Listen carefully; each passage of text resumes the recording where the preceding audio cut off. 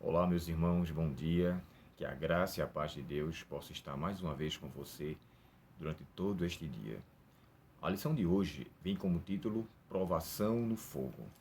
E ele conta a experiência de um rapaz chamado Alex, né? Foi o título que ele deu, o nome que ele deu ao personagem aqui. E esse personagem, ele é descrito como uma pessoa que teve vários problemas, envolvimento com drogas, violência, fala que ele passou por um momento que ele foi preso, e no decorrer da situação de sua vida, ele acaba recebendo um estudo bíblico de alguém que num tempo passado ele o assaltou, ele roubou a pessoa. Então, esse irmão agora dá estudo bíblico a ele e nele cria-se um desejo, né? Desperta-se um interesse de querer se aprofundar mais na Bíblia, de maneira que ele entra em um internato, né? Que ele estuda para ser pastor. Mais adiante, aqui diz assim, ó, na faculdade as coisas foram bem no início, até que tudo começou a dar errado e sua vida começou a se desmoronar. Sua fonte financeira estava secando. Um amigo próximo se voltou contra ele com acusações e calúnias. E mais adiante fala que ninguém sabia o que ele tinha, e isso impactou seus estudos. Ele pegou uma doença também, e essa doença acabou trazendo um certo, uma interrupção em relação aos seus estudos. O que me chama a atenção, e aqui é o que eu queria já começar a dar uma reflexão para hoje, é que, além disso, ele sofria as tentações com drogas disponíveis na comunidade e chegou um momento que acabou cedendo na tentação. Deixa eu fazer aqui uma reflexão já de antemão.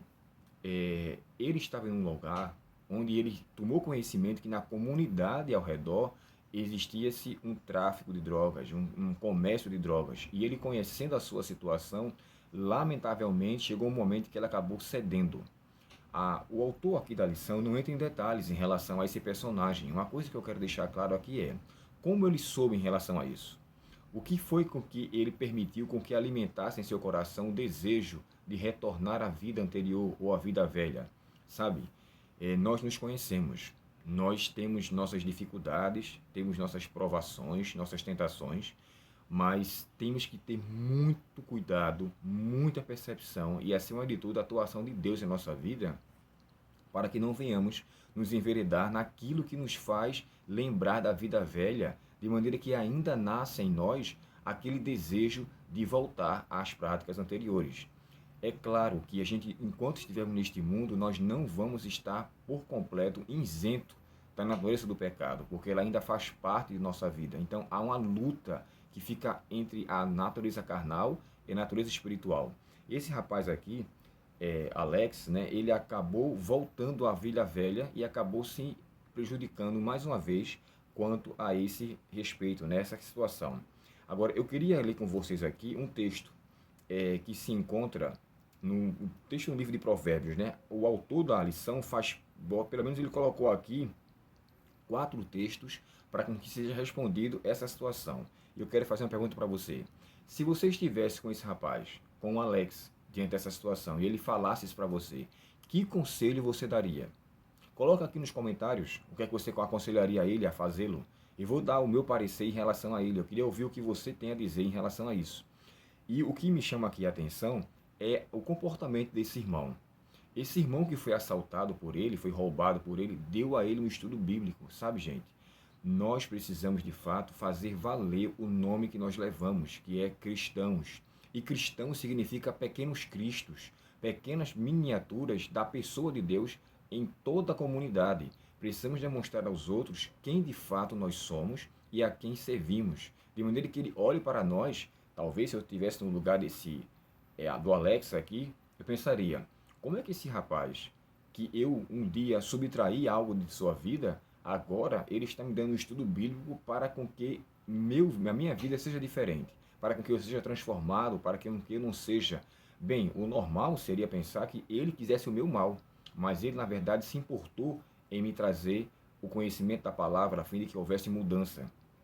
Voltando aqui, esses 4 textos que aqui é citado, ele chega a dizer assim, ó, que experiências você teve que poderia ajudá-lo?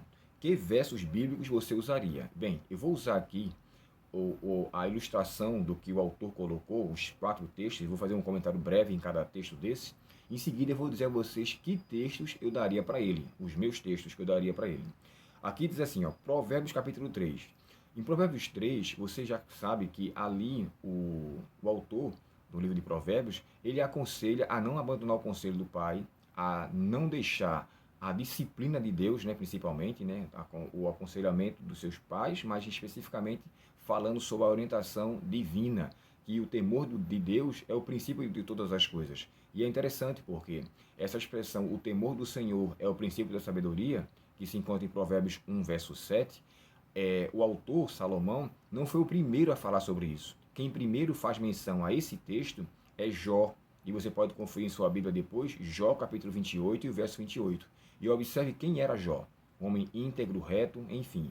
As qualificações de Jó dão a ele toda a autoridade dele dizer: eis que o temor do Senhor é o princípio do saber, e o entendimento é o afastar-se do mal, é afastar-se daquilo que na verdade não traz benefício.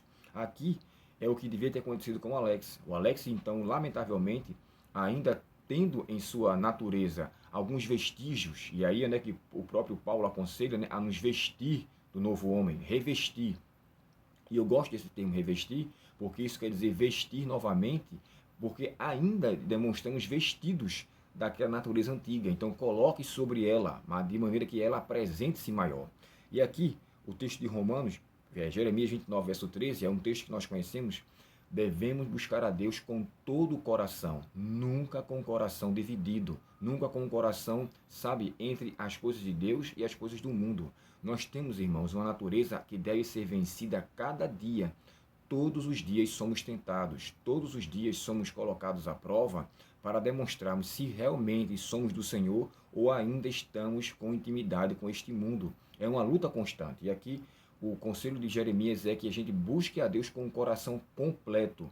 E buscar-me-eis e me achareis quando me buscar de todo o vosso coração. Nunca um coração dividido. O meu apelo é: busque a Deus você com o coração completo e suplique a Ele forças unicamente para vencer as dificuldades. O texto de Romanos 8, 28 é um que nós conhecemos também, quando chega a dizer assim: todas as coisas cooperam para o bem daqueles que amam a Deus. Em suma, tudo está dentro do controle de Deus. Tudo Deus está consciente. Então, se algo acontece conosco de forma adversa, não pense que Deus lhe deixou largado. Deus está com você e ainda por cima, Ele permitiu aquela situação porque Ele sabe que aquilo vai ser para o seu aprimoramento, aperfeiçoamento, para o seu crescimento.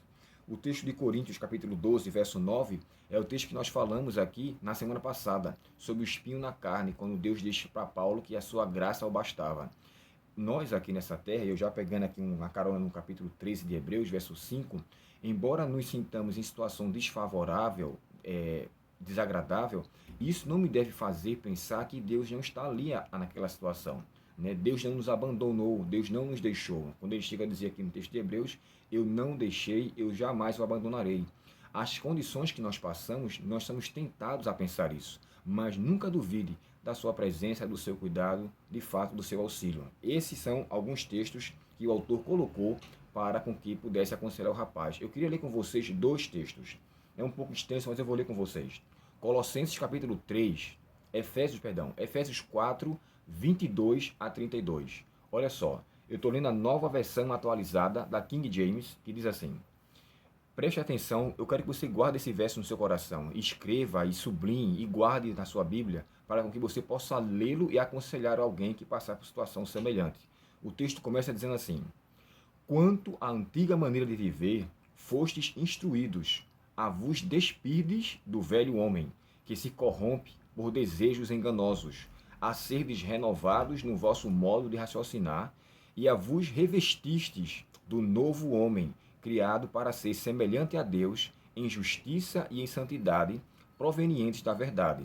Portanto, cada um de vós deveis abandonar a mentira e falar a verdade ao seu próximo, pois todos somos membros de um mesmo corpo.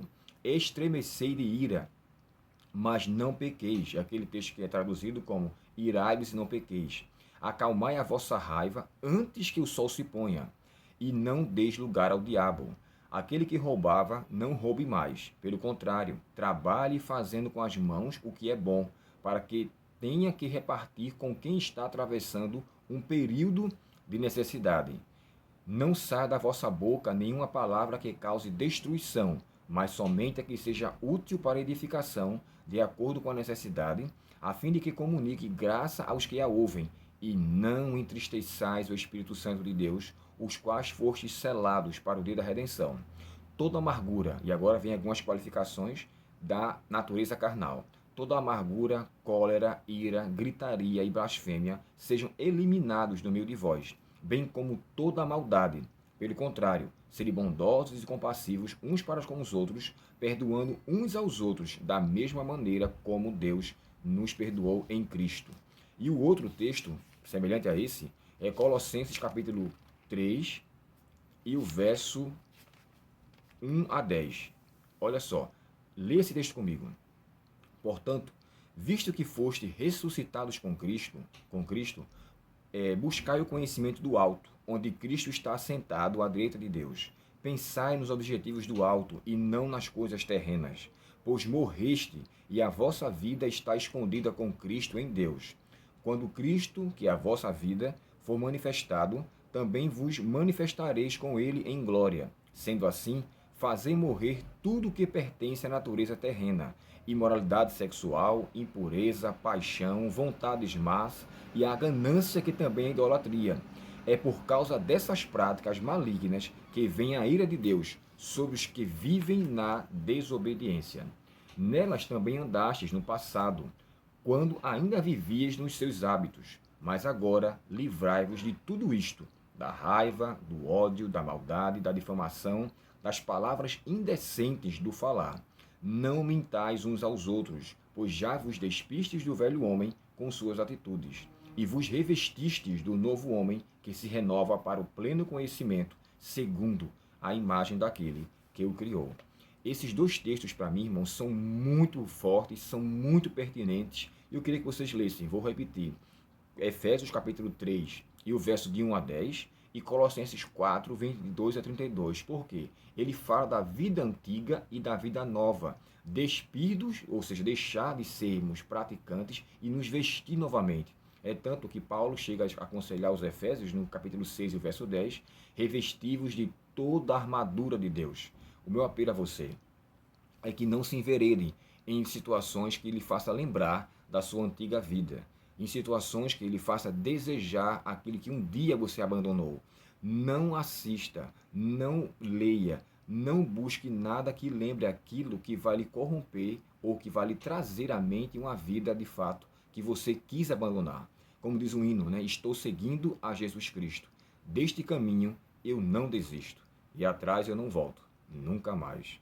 Que Deus, portanto, nos abençoe e nos faça vivermos vivos e renovados para a sua presença, desde agora e para sempre. Vamos orar? Querido Pai Celestial, te agradecemos, Senhor, pela Tua palavra, pelos Teus conselhos. Nos ajuda a vivermos esses conselhos primeiramente, a fim de que possamos ajudar a todos aqueles que estão ao nosso redor. Que possamos ser, Senhor, cristãos, pequenos cristos na vida das pessoas. Pessoas que possam, Senhor, ao nos buscar, ao nos a pedir conselho, possamos ter palavras dos céus para poder orientá-los. E assim, ao viver o cristianismo, possamos levar outros ao Deus da qual servimos. Nos dá o perdão dos pecados, nos dá força, Senhor, e não permita com que nós nos enveredemos e nem venhamos nos colocar em caminho que nos lembre a vida que um dia abandonamos. Nós pedimos o perdão e a atuação do Teu Santo e Bom Espírito em nossa vida. Nós pedimos, Senhor, em nome de Jesus. Amém. Deus abençoe você, lhes conceda um bom dia e amanhã finalizaremos o estudo de hoje com o tema da lição sobre o crisol da provação e especificamente aqui a gaiola, né? Aquele que foi preso. E agora eu queria fechar com você dizendo, o que quer que seja que lhe prendeu no passado, lembre-se que agora, se Cristo vos libertou, verdadeiramente sereis livres. Deus abençoe você.